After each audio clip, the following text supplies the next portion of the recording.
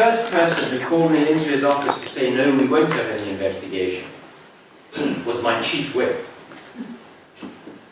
who was driving around in a Mercedes 4x4, provided by Daimler.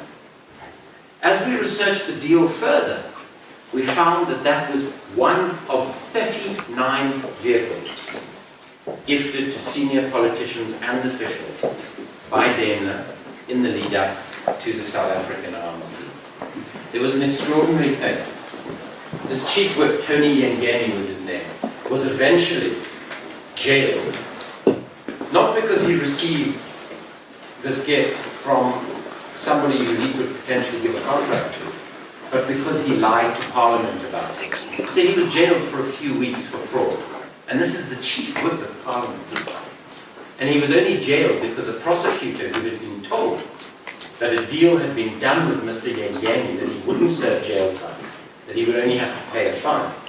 Because in South Africa, if you get sentenced to a jail term, you can no longer serve as an MP. The prosecutor, to her enormous credit, walked into court, ignored her instructions, and asked for a prison sentence for Mr. Yengeni. She then walked out of court and had to resign. Her flat was broken into 4 times in the next 6 weeks. But the incredible thing is, the day that Mr. Yengeni reported for his prison sentence, he was carried shoulder high by leaders of the ANC into prison. I was sitting at home. I had left Parliament by then. Mr. Yengeni going into prison is shown on the television news in South Africa. What is the advert that follows it?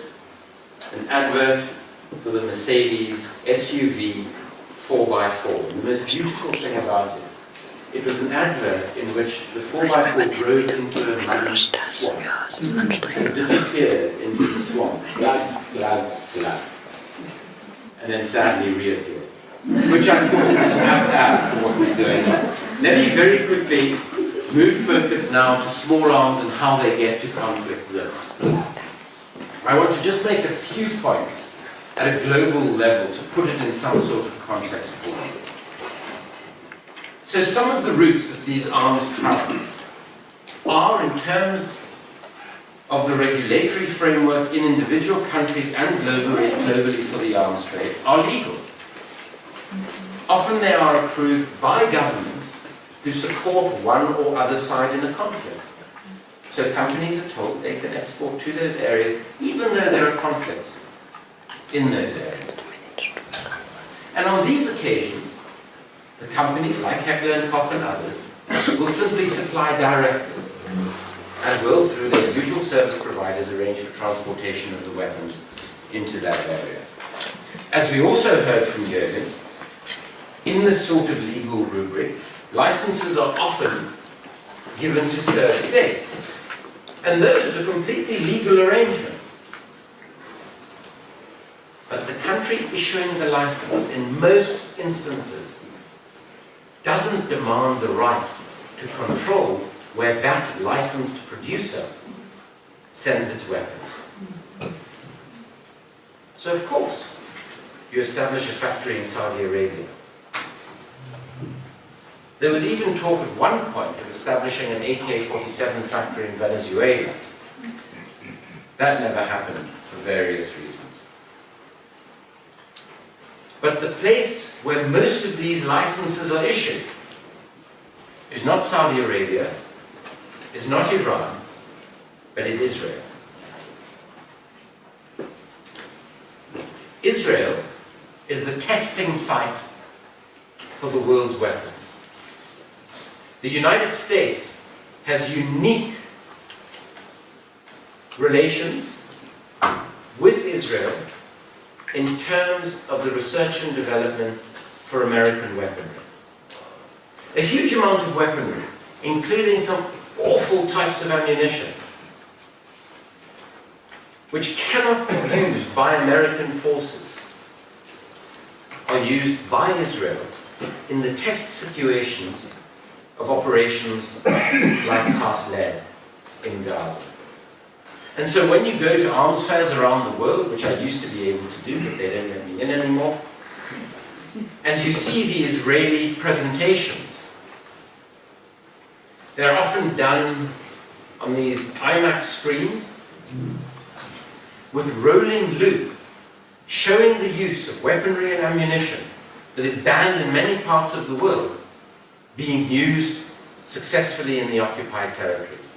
And that's the pitch that they use to sell to the rest of the world. And people sit there as though they're in the cinema watching a romantic comedy. And they're watching people being killed by the most dangerous and deadly weapons produced. The other thing to say about Israel is that Israel's history of arms deals is amongst the dirtiest in the world. And wherever you travel in conflict zones, you will find Israeli arms dealers. Why?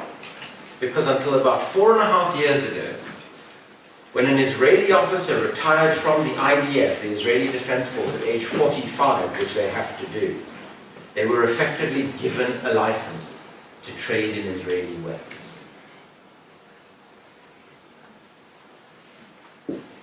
And of course, we need to go back to the fact that the Israelis, together with the Saudis, were absolutely central to perhaps the most cynical arms deal of any time, the Iran-Contra scandal, in which America, breaking its own laws and an international arms embargo, sold weapons to Iran and used the proceeds from those weapons sales to again break its own laws to provide financial and weapons support to the Contras in Nicaragua.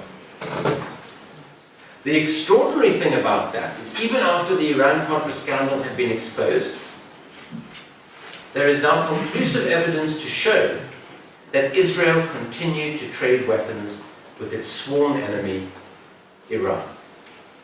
And in fact, the Israeli journalist Ronan Bergman, who produced this information, quotes in one of his books a serving lieutenant colonel in the Israeli army who wrote and said to, "How did you convince your politicians and your military generals that you should continue selling weapons to Iran?" And the lieutenant colonel smiled and replied, "Simple. We told them, one, that it is the only way to keep a channel of communication to our worst enemy open. Great way to do it. Give them the ability to kill us. Two, we told them that we all made lots of money. So that's another way in which weapons land up in conflict zones in countries they're not supposed to do. And that's obviously entirely illegal. So, these weapons transfers happen, including into conflict zones, as part of covert foreign policy.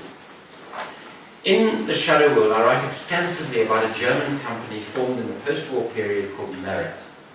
It was started by a guy called Gerhard Mertens, who I could describe as a neo-Nazi. That would probably be quite a nice description. I mean, some of his views are truly terrifying. One of the main arms dealers I investigate in the book, who's never been interviewed before, is a guy called Joe de Hovsepian, a Lebanese Armenian. He joined Merex when he was 19 and worked for Mertens until Mertens double-crossed him, which he did to everybody. This guy sources most of his weapons from the United States that he sells into the conflict zones of the world. He sees a UN arms embargo as like putting up a dollar sign because he can charge premium rates to get small and light weapons into a very difficult conflict zone. Hovsepian, when I was interviewing him, and my ethnic origins from my name and my appearance are fairly obvious. So I interviewed him for hours and hours and hours. And when we were getting on quite well, I said to him, "So, do you sort of neo-Nazi connections?" Klaus Barbie, by the way, was an agent of theirs in South America, based in Chile during the Pinochet regime. "Do your neo-Nazi connections ever create problems for you?" And he laughed at me. And he said to me, "Oh no, often discuss with my clients, especially in the Middle East, how if only Hitler had been able to finish his work, the world would be so much better.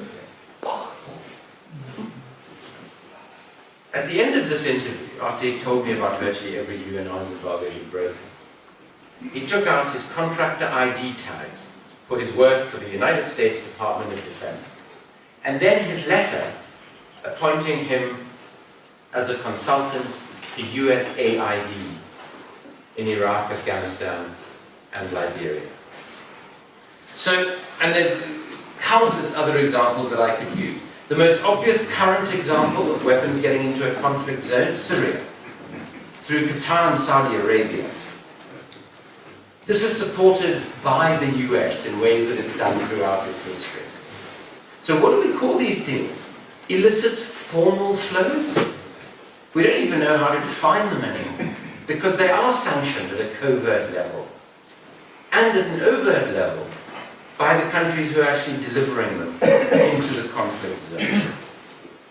And obviously, other companies supply these goods, but mostly indirectly through intermediaries. Another way in which arms get into these zones is through the warlords or political leaders in these areas who will have their chosen arms dealers. So I spoke about Charles Taylor last night, Leonid Minin. Victor Bout, the Russian, was also a favorite of his after Minin became drunk one too many times. He turned to Victor Bout to start giving him his weapons. And a Dutchman by the name of Koos Kovenwood. President Obiang in Equatorial Guinea, one of the most kleptocratic and brutal leaders on the planet today, has his favorite arms dealer, an Israeli woman called Yardena Avalia. Where does she source her weaponry? From Israeli arms makers.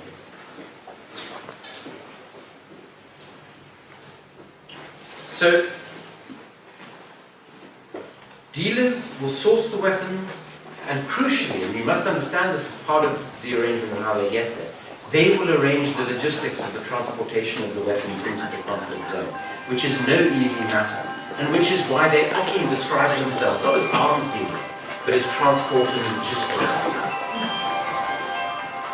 They are sourced from surplus stocks, dating back to the Cold War, although those stocks are running out, to many other conflicts around the world, but also from the manufacturers. To Hovsepian sources directly from manufacturers, as does Heinrich Thome. They then often use fraudulent end-user certificates when they will claim to be sending the weaponry to one country. The weapons often do go to that country, but then they go on into the conflict zone. Crucial to understand is that weapons also get recycled so that they're taken from killed enemy forces. They're moved from one conflict to another by mercenaries involved in both, or by intrepid dealers who go into regions in the immediate post-conflict situation and either just collect up or, when necessary, buy up the surplus weaponry to be able to sell into whatever the next main conflict zone is. Final point I want to make is that we talk about all these people involved in this industry. The dealers who personally fly their weapons to the outskirts of Freetown and then see the brutal massacres take place. Do they show any sort of repentance? Any awareness of what they're doing? The most extraordinary thing that characterizes the arms dealers, the executives, and the politicians I interviewed is that they have a self-denialism that verges on the sociopathic. They are unable to contemplate or understand the impact that what they do every day has on millions of people around the world. And that's what we have to fight. That's sociopathy. Thank you.